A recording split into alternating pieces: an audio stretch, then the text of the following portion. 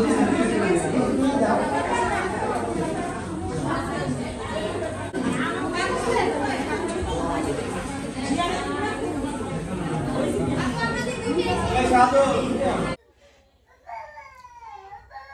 আলাইকুম।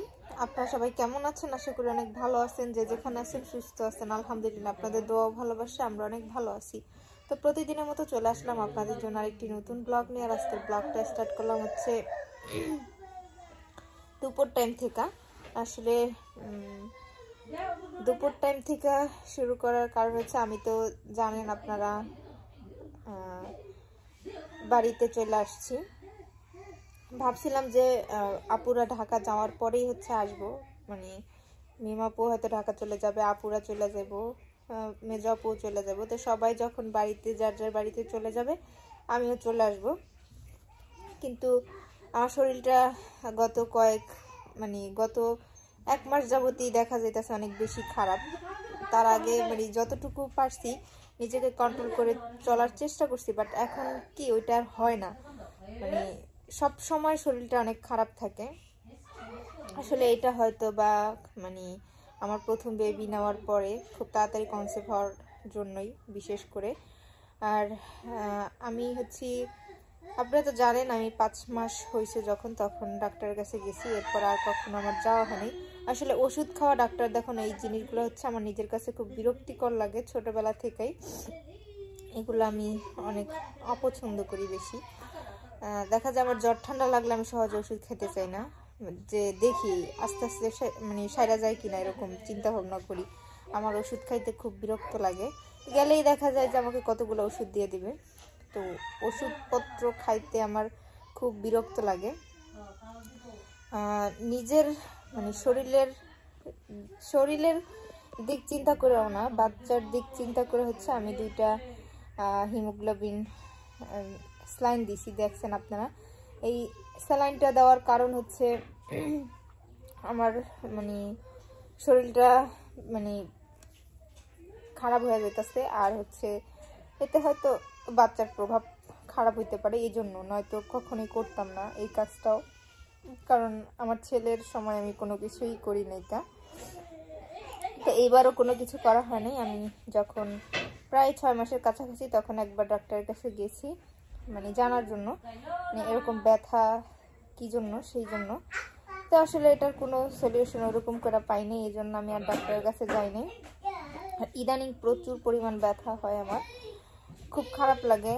মানে আমি এক কথায় বলতে পারেন যে নড়াচড়া করতে পারি না, এরকম একটা অবস্থা। এই যে বাসায় গিয়া থাকলাম 15 দিনের মতো, আমি কিন্তু কোনো কিছুই করি নাই। প্রথমত রান্না বান্না করছে আমার শাশুড়ি মা, আমার যা। তো আমি কিন্তু কিছুই করি নাই, মানে কোনো কাজই করা হয় নাই আমার।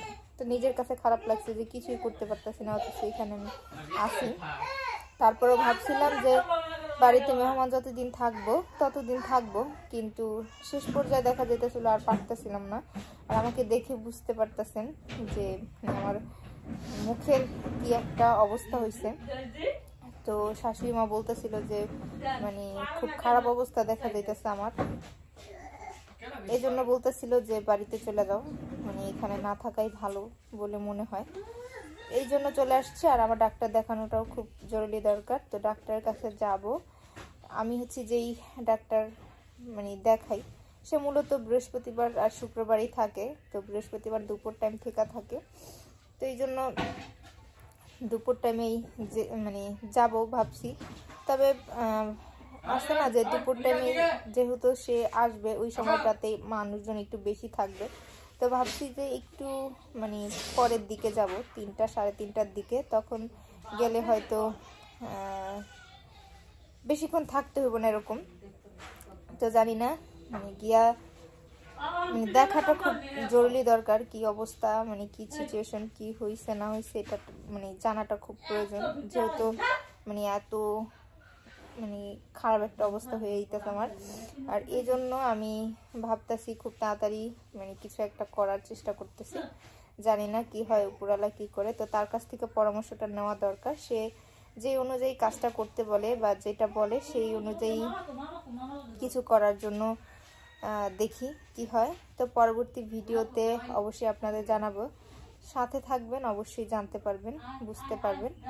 তো সবাই আমার জন্য দোয়া করবেন যেন ভালো থাকি, সুস্থ থাকি, আর কয়েকটা দিন যেন একটু কষ্ট করে থাকতে পারি। আসলে জানি না কি হয় তারপরও। আর আমার বেবির জন্য দোয়া করবেন যেন ভালো থাকে, সুস্থ থাকে। জানি না উপরওয়ালা কি করে। আর আমার ছেলের কথা কি বলবো, সে তো সারাক্ষণ দুষ্টমি করতেই থাকে। তাকে নিয়ে হচ্ছে আরেক জ্বালা।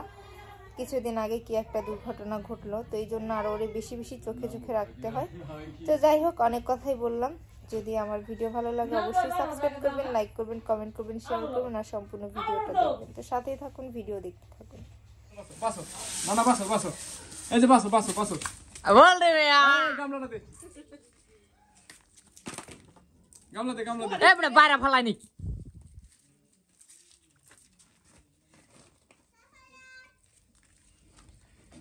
এই যে মামা, এই যে বস্তা ডালো, দি বস্তা ডালো, এই বস্তা ডালো, এই যে বস্তা ডালো, বস্তা ডালো, যাও।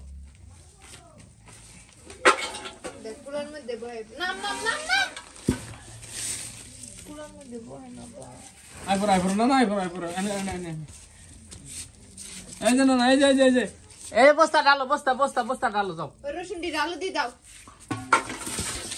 দাও, ডালো ডালো দাও ডালো রসুনটি ডালো দাও। ডালো। কি করে পণ্ডিত? দেনা দেনা দেনা না না, এই দেনা দেনা দেনা, এনে এনে বো, এনে বো। এই ইয়া, এই হালা করো, আদি হয়ে গেছে গো। কি কয়, কি কয় নানা ভাই, কি কয়?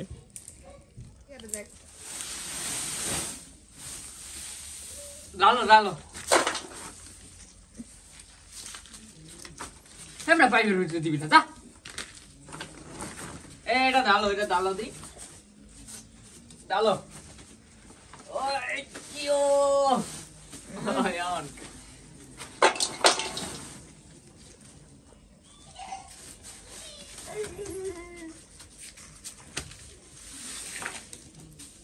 না না, ও না না ভাই, দেনা দেনা, মেয়ে ভাই দেনা দেনা দেনা দেনা। এর ধর না, ধর না, এর ধর না, এনে বো, এনে বো, বো বো বো বো বো বো বো।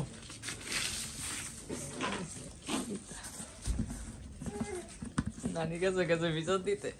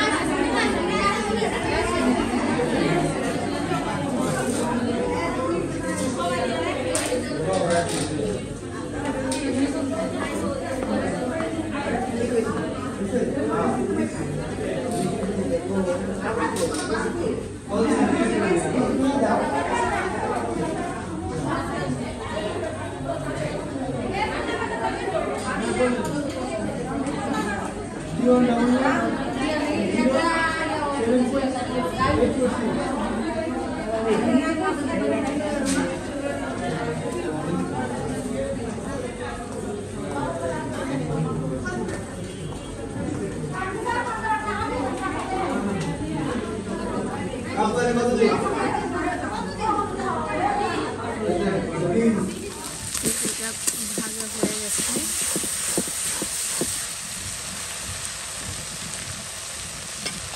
এখানে সেই মশলাটা দিয়ে দেব।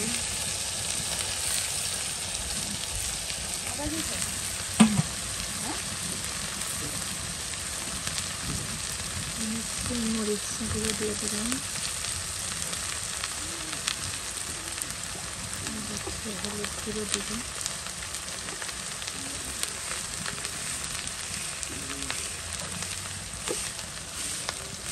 সেটাকে আবার একটু ভালো করে নিই। ভাজা নিলে মশলাটা একটু ভালো হয়।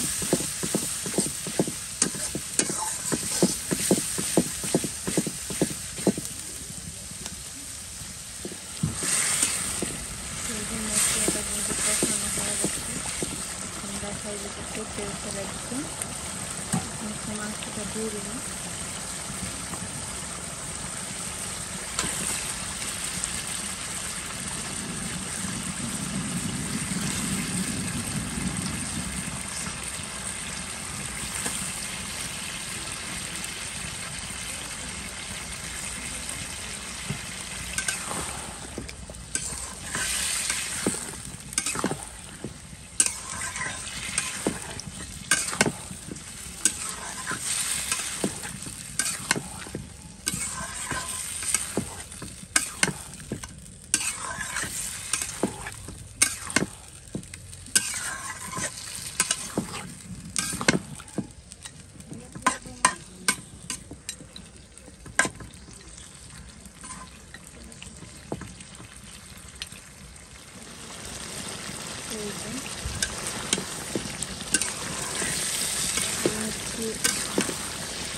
অনেকক্ষণ যাবত কষানো হচ্ছে, দেখতেই পাইতেছেন। হলুদের পরিমাণটা একটু কম দিচ্ছি, হলুদটা দেখা যায় অনেক সময় বেশি হয়ে যায়, জন্য যেটা আছে সেটা আমার কাছে ভালো লাগতেছে। এখন একটু পরিমাণ মতো পানি দিয়ে দিব